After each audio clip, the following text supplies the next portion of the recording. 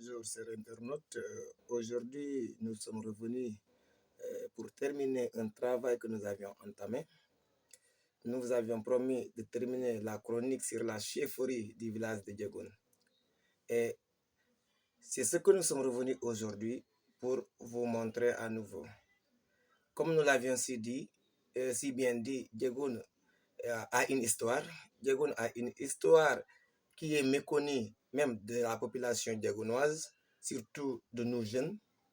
Et ce travail que Sao Diédhiou avait entamé en tant que fils du village va nous permettre de pouvoir essayer d'approfondir nos recherches, surtout pour nos historiens. Nos historiens, de pouvoir approfondir cette histoire afin de pouvoir faire connaître l'histoire de Diegoune au reste du monde. Donc, c'est ce travail-là que nous vous avions promis dans ce que nous allons appeler le deuxième épisode. Et nous allons aujourd'hui continuer ce travail, Inch'Allah. Alors, nos villages avaient un mode de fonctionnement. Un mode de fonctionnement qui était régi par un comité de sages et que le chef de village ne pouvait pas faire un travail individuel, mais il était sous le regard de ce comité des sages qui validait ou invalidait un contentieux. Mais à l'avènement du colonisateur, tout va être chamboulé, tout va changer et un nouveau modèle de fonctionnement va être établi par le colonisateur. Ce qui fait qu'aujourd'hui, notre vécu est une copie du mode de fonctionnement occidental. Alors, c'est seulement à Diegoune, ce n'est que vers 1890, avec l'avènement du colonisateur, que le blanc a introduit une manière de vivre en commun avec, à la tête du groupe, un chef de village. Ainsi, le choix du colon tomba sur la personne de Foutimpon Bodian, originaire du quartier de Grand Badian et vivant à Kassana, c'est ses parents maternels. Donc, Foutimpon Bodian était un fils de Grand Badian, dont la maman habitait Kassana, et comme nous le connaissons chez nous dans nos villages, voilà, il a grandi à Kassana, c'est ses parents maternels. Mais comme on connaît les réalités de nos villages, il est difficile des fois de prendre une telle responsabilité sans le consentement de ses parents. Alors, mais ce choix fut très vite rejeté par ses parents de Kassana. Les raisons de ce rejet en sont simples. Pour ceux qui connaissent le milieu Diola et son fonctionnement et ses pratiques ancestrales. Autrefois, en milieu Diola, pour arborer un tel manteau, il fallait être protégé mystiquement. Ça, c'est une réalité typiquement Diola, dirais-je, mais une réalité de nous, communauté noire. Le mystique existe dans notre existence. Le mystique est une réalité chez nous, qu'on le veuille ou pas, qu'on en croit ou non. Alors, or, ses parents adoptifs lui avouèrent de ne pas pouvoir assurer sa sécurité, tout en lui laissant savoir, tout en lui faisant savoir, autant pour moi, que s'il accepte le trône, il retournera vivre chez ses parents paternels, c'est-à-dire son quartier d'origine, en l'occurrence Grand Badian. Puisque une telle responsabilité, eux, ils n'en peuvent pas endosser.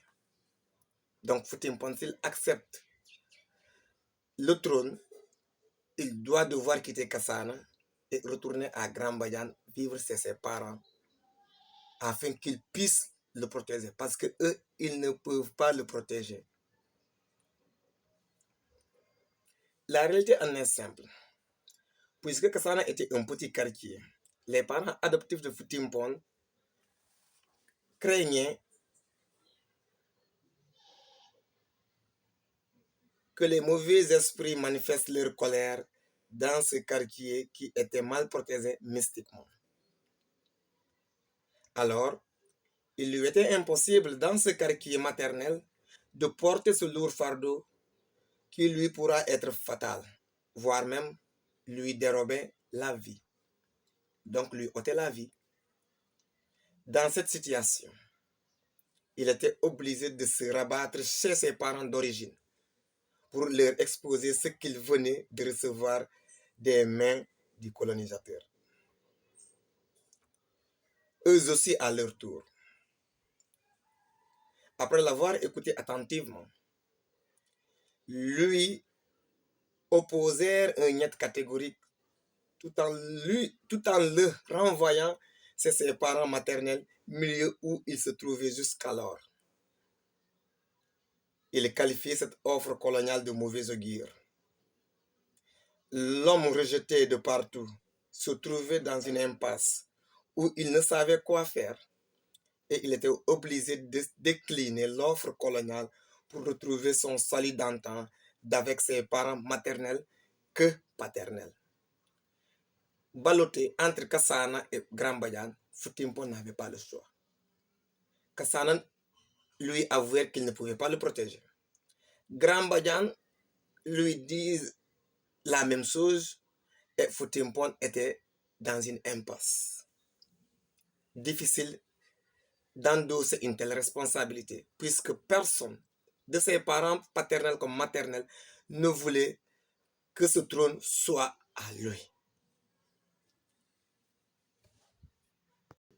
À ce moment précis, dans ce ballottage, dans cette indécision, il y avait un homme qui suivait de près les pourparlers et les péripéties de la chefferie du village de Diegoun et qui était aux abois. Cet homme, du nom de Koimane Guidjou, habitait Bunyaeramba dans le sous-quartier de Lim, très renommé pour ses pratiques occultes. C'était lui qui appart de justesse la chefferie et devient ainsi le deuxième chef de village de Diegoun sous la direction coloniale. Donc nous vous avions dit déjà dès l'entame que ce document souffre de datation, puisque les enquêtes menées par Sao Diédhiou ont été glanées auprès de nos ancêtres qui n'ont pas fait l'école coloniale et qui n'ont pas pu dater les événements. Ce qui fait que nos historiens peuvent aller faire des recherches pour nous trouver encore quelque chose de mieux. Mais c'est un document fiable que nous pouvons accepter puisqu'il retrace l'histoire de notre village. Koimane donc va après de justesse la chefferie et devient ainsi le deuxième chef de village de Diegoun sous la direction coloniale. Le courage et la témérité de Koimane étaient guidés par un fétiche, c'est-à-dire un bakin en terme diola, un bakin en langue diola dénommé Lim, et qui donna son nom à cette concession, ou du moins à ce sous-quartier de Bunyaeramba. Donc Lima était un fétiche. Donc traduit en diola, on dira bakin. Un bakin qui existait et qui protégeait les populations de ce sous-quartier. Et ce bakin-là a donné le nom Lim à ce sous-quartier de Bunyaeramba. Son règne fut très ressenti par les populations diegounoises, car il exerça un pouvoir autoritaire très sévère. Les populations étaient acculées et secouées dans leur chair, mais personne n'osait l'affronter ouvertement. Et pendant l'hivernage, c'est tout Diegoun, hommes, femmes et enfants, qui choisissait une journée entière pour labourer et cultiver les parcelles du chef.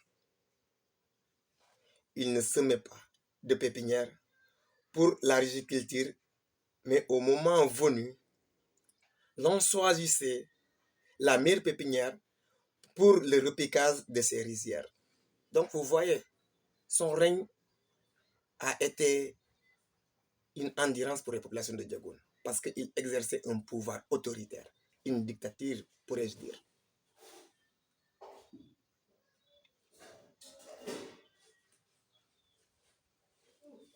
Au jour le jour, les lamentations des populations gagnaient du terrain, mais de façon monotone, d'autant plus que personne ne voulait se manifester afin qu'il soit indexé. Or, pour un tel cas sérieux, il n'est pas interdit de parler, mais il fallait rester à couvert, loin des yeux et des oreilles du chef. Pour parler de lui, l'on n'osait pas le citer nommément sur les rues ou sous les toits, ce qui fait qu'on lui attribua le sobriquet de Kari, pour le médire. Kari, quelqu'un en français. Donc Kari en diola, quelqu'un, pour le médire. Parce que personne n'osait le citer nommément afin de se faire appréhender et de se faire corriger.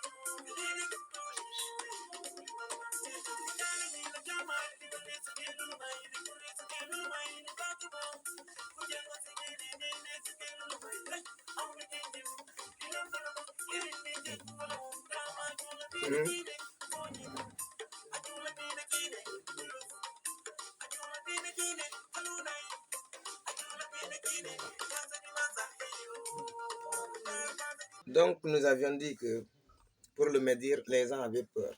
Ils ne pouvaient pas l'appeler nommément. Et cependant, il fallait le destituer par tous les moyens, puisque les populations avaient assez de la terreur du chef. Ce qui n'était pas une chose facile, mais pas impossible. Et les populations étaient conscientes de cela. Difficile que soit l'entreprise, il fallait à tout prix que ce chef terroriste quitte la chefferie. Or, en milieu de là, quelle que soit sa puissance occulte, il faudra s'attendre à une autre puissance supérieure à la sienne. Et les populations mécontentes avaient réussi à l'inoculer une maladie des testicules, aujourd'hui appelée hernie, qui s'aggrava jusqu'à l'empêcher à marcher. C'est alors qu'il fut destitué pour incapacité dans l'exercice de ses fonctions. Voilà un deuxième épisode de votre histoire. Et aujourd'hui, nous allons devoir, pour essayer d'écourter l'histoire, pour ne pas que ça tire en longueur, nous en arrêter là. Dans la suite vous sera délivrée dans quelques jours, Inch'Allah. Et pour ce, un tampon musical fera du bien.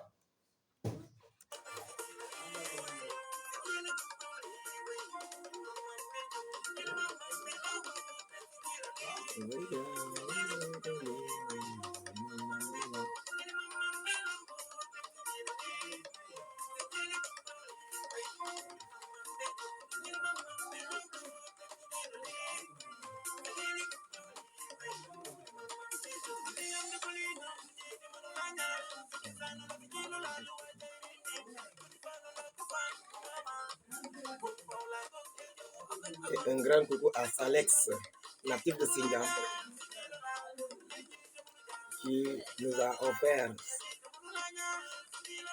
ce magnifique tube. Le retour aux sources est une obligation. Il faut retourner à la base, se ressourcer pour être plus fort. À une prochaine édition. Merci.